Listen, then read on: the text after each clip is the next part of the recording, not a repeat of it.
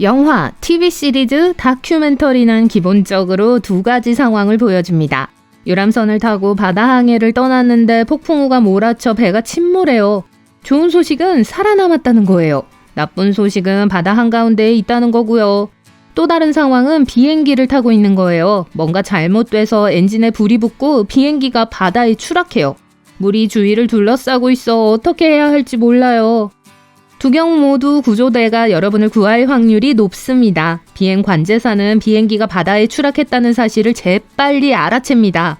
대형 선박도 마찬가지예요. 최신 내비게이션 및 통신 방법은 특히 여러 사람이 공경에 처한 경우 구조대가 사용자를 빠르게 찾을 수 있도록 도와줍니다. 그러면 더 끔찍한 상황을 상상해 볼게요. 해변 휴양지에서 친구들에게 간식을 먹고 싶다고 말했다고 가정해 볼게요. 해변에 가서 음식을 사서 바다에서 점심을 먹기로 결정해요. 쌍동선이나 작은 보트를 빌려서 해안에서 멀리 떨어진 곳으로 항해하다가 잠이 들어버리는 거죠. 강렬한 열기로 잠에서 깨어나 보니 바다 한가운데에 있는 자신을 발견합니다. 육지가 어디인지 얼마나 오래 이곳에 있었는지 전혀 알 수 없어요. 다행히 휴대폰이 있습니다. 하지만 나쁜 소식은 배터리가 다 떨어졌다는 거예요. 이쯤 되면 당황하기 시작할 겁니다. 아무리 진부하게 들리더라도 그렇게 하지 마세요. 사방이 바다로 둘러싸여 있으면 긴장이 될 수 있습니다. 거대한 바다의 작은 입자처럼 느껴지면 실존적 공포를 유발할 수 있죠. 하지만 공황 상태는 상황을 더 악화시킬 뿐이라는 걸 이해해야 해요. 정신을 차리고 명확하게 생각해야 해요. 우선 여러분은 보트가 있기 때문에 유리한 위치에 있습니다. 아무것도 없이 바다에 갇히는 사람도 있잖아요. 여러분은 생존할 확률이 더 높은 거예요. 그건 그렇고 보트 없이 물속에 있어도 바지가 있다면 구명조끼를 쉽게 만들 수 있어요. 두 개의 바지 다리를 매듭으로 묶기만 하면 돼요. 그런 다음 손으로 물을 튕겨 기포를 만들어서 공기가 바지 안으로 들어가도록 해요. 그리고 공기가 빠져나가지 않도록 윗부분을 단단히 잡고 목에 거세요. 이제 에어조끼가 완성됐습니다. 자, 다시 바다 한가운데 배에 갇힌 상황으로 돌아가 보죠. 바지는 없고 반바지와 티셔츠만 있습니다. 또한 불이 또 남은 것과 병에 담긴 물이 있어요. 한 번에 다 마시지 마세요. 가능한 한 오래 지속되도록 노력하세요. 그리고 바닷물을 마시지 않는 것도 중요합니다. 소금이 들어있으면 더 심한 갈증과 문제를 일으킬 수 있어요. 빗물에서 신선한 물을 모아야 해요. 물병을 열어두고 옷을 적시세요. 중요한 점은 이 옷을 입고 바다에서 수영을 했다면 옷이 얇은 소금층으로 덮여 있다는 거예요. 그러니까 먼저 티셔츠를 빗물에 적신 다음 짜서 모든 소금을 씻어내고 그 후에 옷을 사용해서 신선한 액체를 모으세요. 좋아요. 꽉 찬 생수 한 병이 있습니다. 매일 여러 번 조금씩 마시면 일주일 동안 충분히 마실 수 있어요. 이제 물고기를 잡아야 합니다. 좋은 소식은 바다 생물이 여러분에게 다가왔다는 거예요. 보트는 해양 생물에 관심을 끌고 있어요. 그들은 호기심에서 또는 보트를 피난처로 사용하기 위해 이쪽으로 와요. 이제 여러분이 해야 할 일은 점심거리를 잡는 것뿐입니다.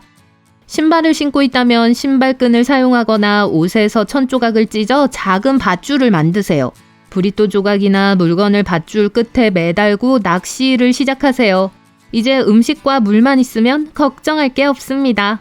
상어만 조심하세요. 밝은 색이나 바다의 피 한 방울이 이 사냥꾼들을 끌어들입니다. 소리를 지르거나 손을 물 위로 쳐서 겁을 줘 쫓아낼 수 있습니다. 더 많은 소리를 내세요. 그러면 물고기를 놀라게 할 거고 그들은 무방비 상태의 물개가 아니라 매우 위험한 짐승인 인간을 만났다는 걸 이해하게 될 거예요.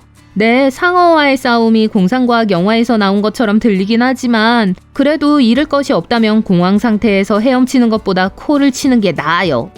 자, 여러분은 물고기와 물, 권력을 모두 가졌습니다. 삶은 좋지만 뭔가 부족해요. 네, 생존을 위해서는 마른 땅으로 가야 합니다. 비행기나 지나가는 배에 관심을 끌어볼 수도 있어요.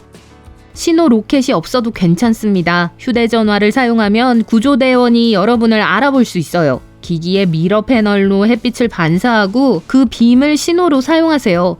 지나가는 배에 탄 사람이나 날아가는 비행기 조종사도 볼 가능성이 높습니다.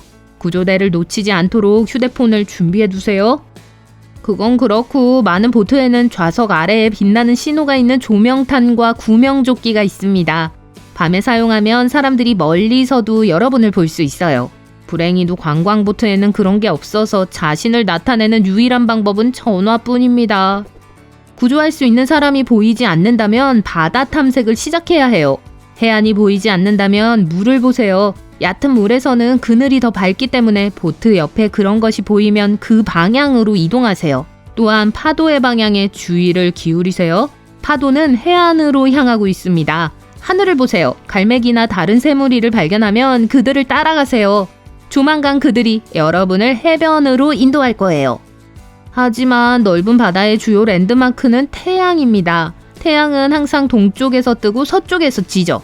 정오의 북반구에 있는 경우 태양은 엄격하게 남쪽에서 빛나고 남반구에 있는 경우 태양은 한낮에 북쪽에 있습니다.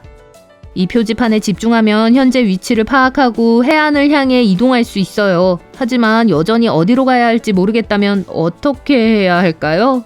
호텔에서의 아침을 상상해보세요. 태양이 어디에 있었고 태양을 기준으로 자신의 위치가 어느 정도였는지 기억해보세요. 예를 들어 발코니에 서 있는데 창문 오른쪽을 향해 해가 떠오르는 것을 봤다면 남쪽을 향하고 있는 거예요. 탁 트인 바다에 있다면 아침 해를 기준으로 호텔이나 집의 방향을 상상한 다음 그 방향으로 이동하세요. 해안을 가리키는 다른 표지도 있습니다. 물이 탁해지면 근처 어딘가에서 강이 바다로 흐르고 있다는 뜻이에요. 이 진흙탕물을 따라 이동하세요. 구름 아래의 녹색 색조는 구름이 육지 위에 있음을 나타냅니다. 자, 여러분은 이미 며칠 동안 표류하고 있었고 모든 물 공급이 멈췄어요. 어느 순간 갈매기 비명소리가 들립니다. 위를 올려다보니 갈매기들이 어디로 날아가는지 보여요. 갈매기들을 따라가다 진흙탕을 발견합니다. 배고프고 지치고 목이 마르지만 육지가 눈앞에 있다는 생각에 행복합니다. 밤이 되자 멀리 도시의 불빛이 눈에 들어옵니다. 아침이 되면 육지에 도착해 호텔로 돌아와요. 구원의 기회는 많이 있습니다. 하지만 처음부터 침착함을 유지해야 한다는 한 가지 조건을 지켜야만 잡을 수 있어요. 사람들은 망망대해에 갇힌 지 몇 주, 심지어 1년이 지난 후에도 살아남았습니다. 일부는 부서진 배, 풍선보트 또는 배의 잔해 위에 떠 있었어요. 그때마다 삶에 대한 열망과 의지력, 믿음이 이를 극복하는 데 도움이 됐죠.